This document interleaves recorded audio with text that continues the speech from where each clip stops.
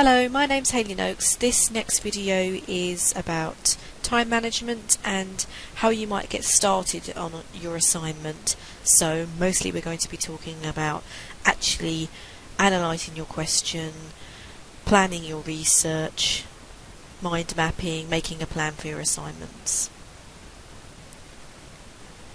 So it's difficult sometimes. We don't know where to start when we've got an assignment, and these are some of the reasons might be why you're having problems. It's usually because you're not absolutely clear about what you're meant to be doing. It was about analysing your question properly. Then you'll know that is exactly what my tutor is expecting of me. These are the topic areas I'm supposed to be writing about, and this is how I'm supposed to be writing about it. It's very easy to get an assignment and go off straight to the library and get out as many books as you can on a subject area. You should be spending time analysing your question. So think about why you're asked to discuss this, and it will help make things clear. Usually it's because there is a number of debates or questions around a topic area. But check the marking criteria. Remember that marking criteria isn't necessarily your essay plan. When they give you criteria and ask you to demonstrate understanding of so-and-so, show critical thinking related to so-and-so, it doesn't mean that you do those in separate sections. It means that you do all of those things throughout your entire essay. And you really do need to look over your assignment once you've written it and ask yourself, well, have I actually been doing those things? And asking yourself at the planning stage, well, how am I going to do those things?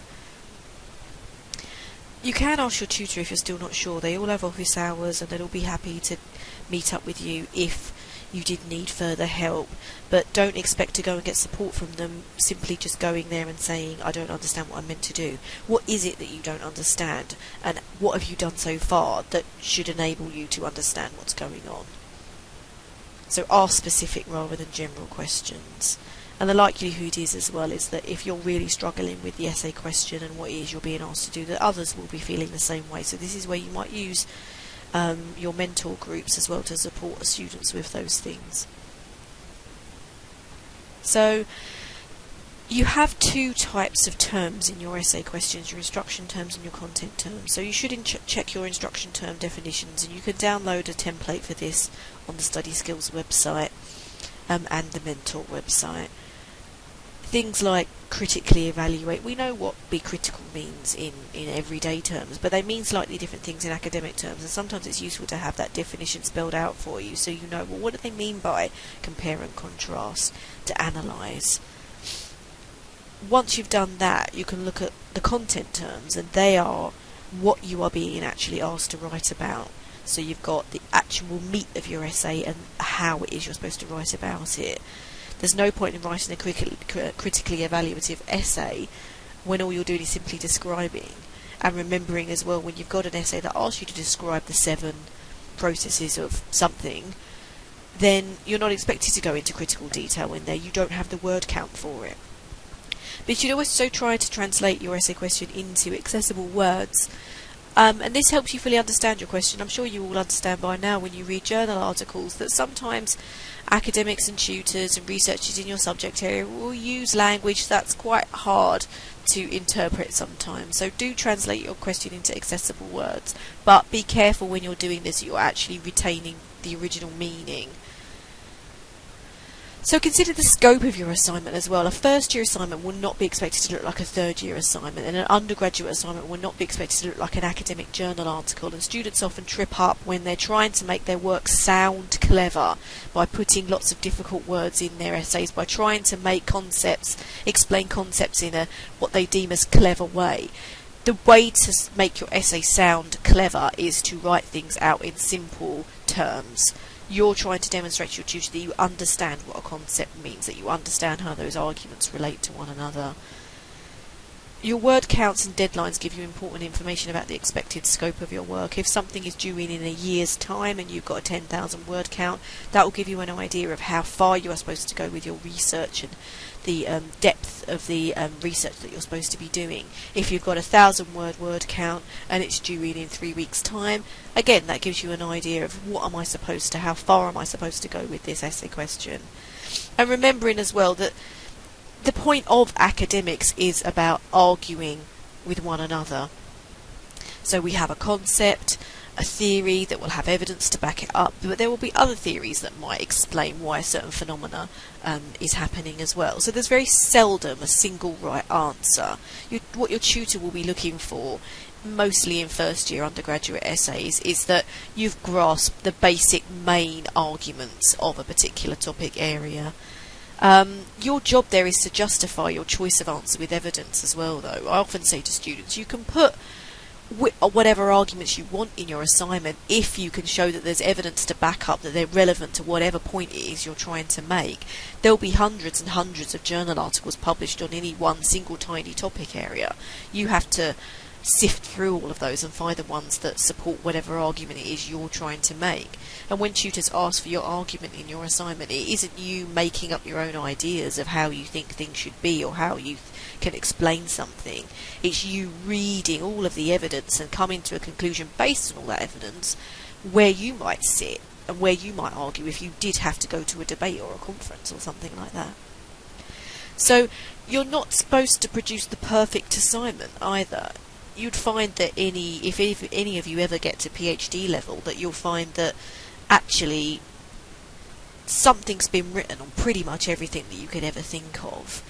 So you can't read everything to produce the perfect overview, the perfect assignment that covers absolutely everything.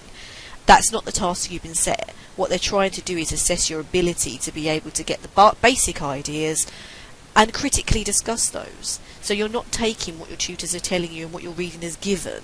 It's not like 10 years ago maybe when you read a newspaper and it states that all boys perform better in schools when they've got girls in the class, and you just say, oh, okay, great, I'm just going to accept that as given. You then think about, well, where does the evidence for that come from, for that statement? And can we trust that evidence? Is there any evidence, counter evidence, that says something different? Are the reasons they're giving us for why that might be the case true? Maybe it's not the fact that they've got girls in the class. It could be that other factors aren't coming into play there. So it's about being sceptical about everything you're reading, and this is why you could get lots of essays that look quite different, with different evidence and different arguments in them, that would still be very good assignments.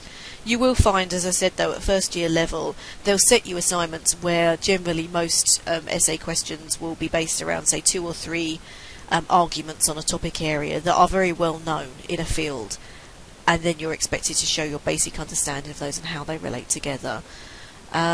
You might find, as I said, sort of in your third year and dissertation and postgraduate level is when you're starting to go a bit deeper into those ideas.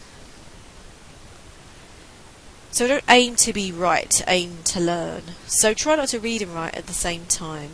You shouldn't be sitting at your computer writing away and then trying to find evidence to put in to your essay. You need to do some reading and do your reading and planning beforehand, and then the writing of your assignment doesn't actually take long. So do some reading to set your arguments straight at the beginning. You take notes on them and then return to the text. You might make a mind map to go along with those as well, so you can see where the gaps might be. And that's where you should always be asking yourself, right then, am I fulfilling my assignment criteria here in terms of the instruction terms? Am I being critically evaluative, or am I just regurgitating lots of ideas and I'm not really sure how they relate to one another? So set a date when you will stop editing as well, and a reward, remembering that, as I said, you don't have to, it's not a perfect essay that you're looking for. You could edit and re-edit till the end of time. All you really need to do is check your criteria and see, am I covering the topics that they want me to cover? And am I being sufficiently critical? Am I using my own innovative, imaginative thinking here? Or am I, as I said, just regurgitating other people's ideas? And a lot of what you are doing will be reporting what other people have said and done, but it's about how you plan your assignment and how you structure it, which will allow your tutor to see how those ideas relate together. So getting started, you should make a mind map of your question. So what do you know or not know in the beginning? You might know something already related to that subject area, or you might know nothing at all, but the fact is that you're asking questions of your question. So what is meant by that is a useful question to ask when you're analysing your question. So here we've got the DFES and Ofsted have produced education policies which are designed to rate boys' achievement levels, assess the success of these education policies with reference to research on social identities and achievement. So in there you might know already what DFES and Ofsted mean. You might not know, though, what these education policies are, so you know that one of your tasks is going to be to find out what are these education policies, and within this scope of this essay, are you expected to talk about them all, or are there 20 of them and you're not going to be able to do that? You might be asking yourself, well, what do we mean by boys' achievement levels? That might be something that you need to report in your essay. Do we mean boys' confidence or self-esteem, or do we mean just their actual grades that they're getting? And then we're looking at this word here, assess. So when we assess the success of these education policies, what do we mean by that? Well, if you look at your instruction terms, that will help you understand that. And you've got to make reference here to research on social identities and achievements. That gives you an idea of where the theory for this essay is grounded and where you might start. So from asking questions of your questions, you can try and find out where to begin and what you need to research. Mind mapping is a really useful way of planning because it helps you see the links between concepts and theories. You should always do a mind map before you're writing any kind of piece of written work. And you can develop your own thoughts in there as well. So always asking questions of your mind map. How does that relate to that? Are there any alternatives? And it helps you then build up your research from there and see where the gaps are. It's also useful for you to see what parts of this, what theories, what ideas are you going to put in your assignment. Just because you read it doesn't mean that you should put it in your assignment. You must sort for relevance. Does this piece of work here, does this topic, does this concept help me explain further what's going on in my research question, my essay question that I've been given? Does my reader need to understand that? Does my reader need to know that, to be able to understand the point I'm trying to make? And if they don't really need to know that to understand your point, then don't put it in there, because it won't demonstrate to your tutor, oh great, they've read lots and lots about this topic area. All it will do is make your tutor think that you're confused about what the topic is about and that your essay is disorganised. So when you're sorting for relevance, you should focus on keywords and ideas rather than authors and specific quotations. Students often say to me, how many references shall I put into assignment? And that's really a question that is similar to how long is a piece of string. It's not really about how many references you put in there, it's about how many ideas that you have in an assignment. You'll find over time as you do more reading that you could have one idea and 62 different authors writing thousands of different papers related to that idea. If I wanted to paraphrase that in an essay, I might write that one idea down in my own words and then reference 20 of those papers if I've read them. So you can see how that's just one idea, but I've got lots of references for it. You certainly wouldn't be expected to do that in your undergraduate essays. You really only need to have the bare minimum of one reference per idea you put in there. But bearing in mind as well, though, if you're going to make a general sweeping statement, it's better to have more than one reference in there, because one paper does not make a theory. One piece of evidence does not make a theory. All it is one piece of evidence.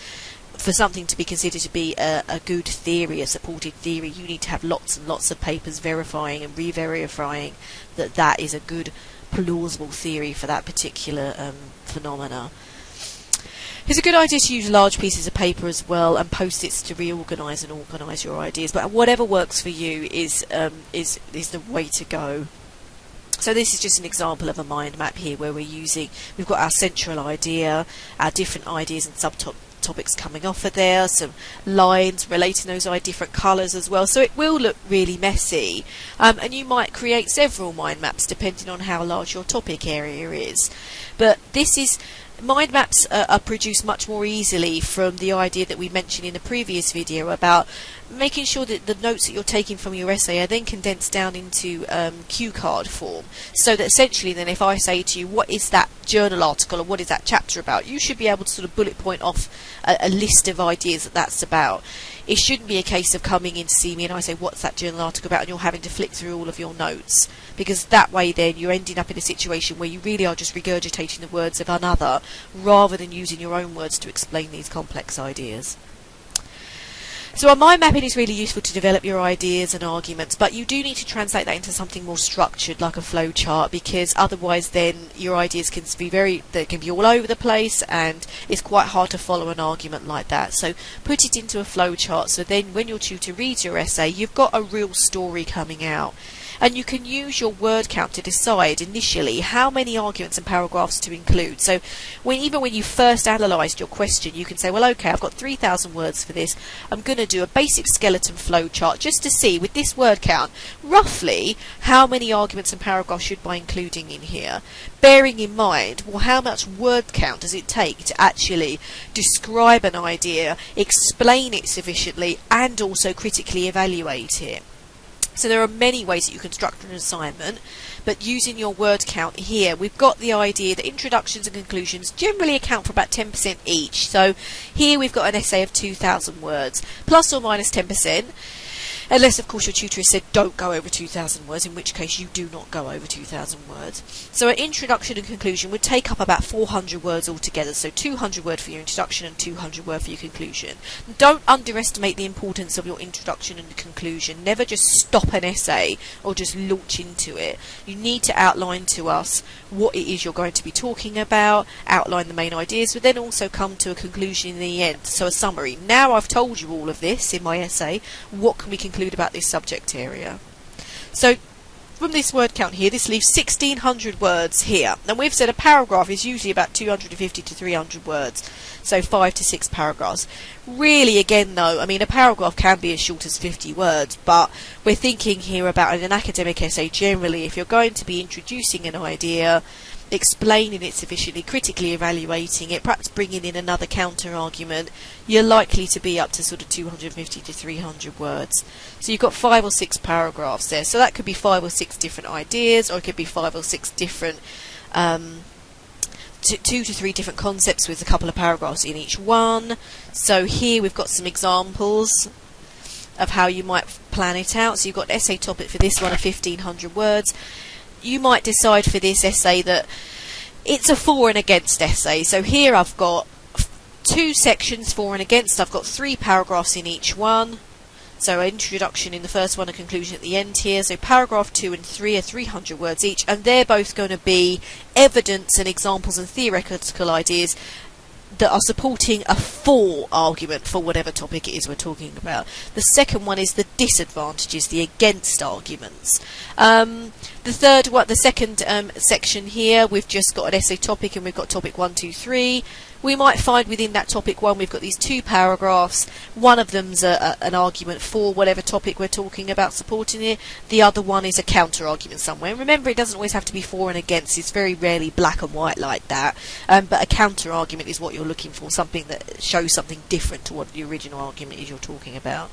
So remember, you've got 3 levels here, but it's really only the 3rd level. The 3rd level is your writing, and you should make sure that you're planning it out in terms of word count, because very often, I'm sure you've all been there before, where you find you've got an essay and you're saying, I'm either way above or way under my word count, and this one here helps you break it down like little Lego blocks. So you can say, well, I'm going to start with paragraph 3 of this essay because that's what I know best, but I know I only have to work 300 words for it. So it stops you going off at a tangent, talking about things that are irrelevant, or spending too much time on one topic area and not enough on another, which then creates a one-sided assignment. So do a flowchart plan and make sure you stick to it as well. It will make things a whole lot easier for you.